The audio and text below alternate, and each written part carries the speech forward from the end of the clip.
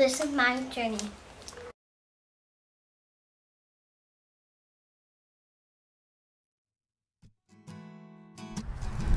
I'm really glad you've chosen to join me for session 4 of our series, Free Indeed. I trust that our first 3 sessions have brought you to the point of experiencing the release of hurts that God so desperately wants to set you free from. I want to commend you for your courage in taking those steps, but want to let you know that you've just started the process. You now need to experience God's healing being applied to every area of your life, and that brings us to this session. You must now release those who have hurt you. Those people who have wounded you, you've got to release them. You can't get well as long as you have resentment in your heart. For your sake, for your own sake, you've got to let go of the right to get even. Now, I know that's asking a lot, but you must understand that you only have a certain amount of emotional energy, X amount. You've got to decide whether you're going to use your emotional energy to get even or to get well, because you don't have enough energy to do both. You now must decide, do I want to get well, get healthy, get happy, get whole, or do I want to get even? I highly recommend that you focus on the get well, because I can assure you that even if you could get even with that person or those people who have hurt you, it's not going to take away your pain. For many years, I was a basketball referee, and I've got to tell you that a large number of the fouls that I blew the whistle for were on players who tried to get even with someone who had already fouled them. You see, most often the one who causes the original offense gets by unscathed, but the one who tries to exact revenge, they're the ones that get caught.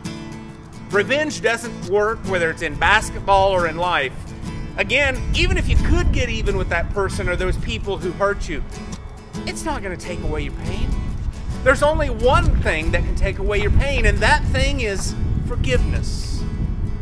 That involves both the offering of forgiveness as well as the asking for forgiveness. Forgiveness is the only way to get emotionally healthy. You forgive not because someone deserves it. You say, well, they don't deserve it. Who said anybody deserved it? Do we deserve God's forgiveness? No. Forgiveness has nothing to do with fairness or being deserved. It's just something that's offered. You forgive for your own sake because you've got to let it go. Romans chapter number 12 tells us that we should never pay back evil for evil, never avenge ourselves. Leave that to God. We really need to hear that. We don't do it. We leave it to God. Why? For He has said He will repay those who deserve it. The thing that God wants to say to you is simply this: let it go. You've got to let it go. You've got to let them off the hook. And how do you do that? By forgiveness. Again, I know they don't deserve it. Neither do we for the things we've done. In fact, nobody deserves forgiveness, but we do it because we want to get on with life. The reason we hold on to the past is we forget that God saw everything that hurt us. Where was God when you were hurting? He was weeping. What happens is when we forget that God sees the pain we go through, we act as if it's our responsibility to even the score. It's not our responsibility, it's God's, and He says, you let me handle it. You let me balance the books. You don't avenge yourself, I will take care of it. Who can do a better job of avenging, you or God? He's got a lot more things in His arsenal for evening the score. He says either you can try to do it on your own and fail, or you can let me do it. The reason why we hold on to resentments is that we think if we stop remembering the hurt, the person that inflicted it will get away with it. The reason I'm making this point is that this is wrong thinking. They're not going to get away with it because God saw it.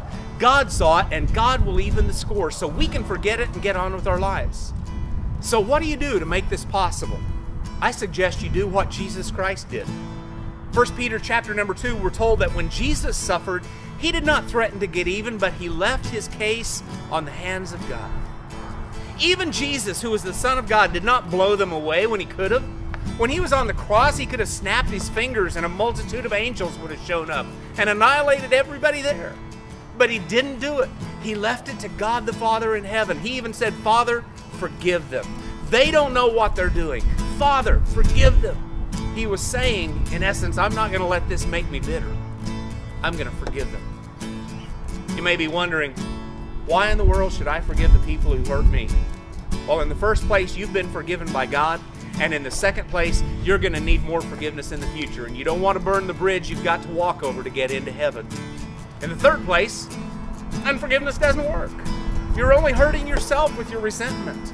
Some of you are allowing people from your past to continue to hurt you in the present through your memory of them. Friends, people cannot hurt you unless you allow them to continue to hurt you. Your past is past, it's over. But what if you continue to hold on to it? Guess what? Then you continue to hold the resentment and they continue to hurt you. It never hurts the person you're resentful against. You're seething and they're going on with life. They're not even paying attention to you. They've blown it off. They've forgotten it. But it's making you miserable, and it's making everyone else around you that you love miserable as well. I know that this is a difficult concept, but it's a necessary one. Forgiveness is a matter of freeing yourself, not necessarily someone else.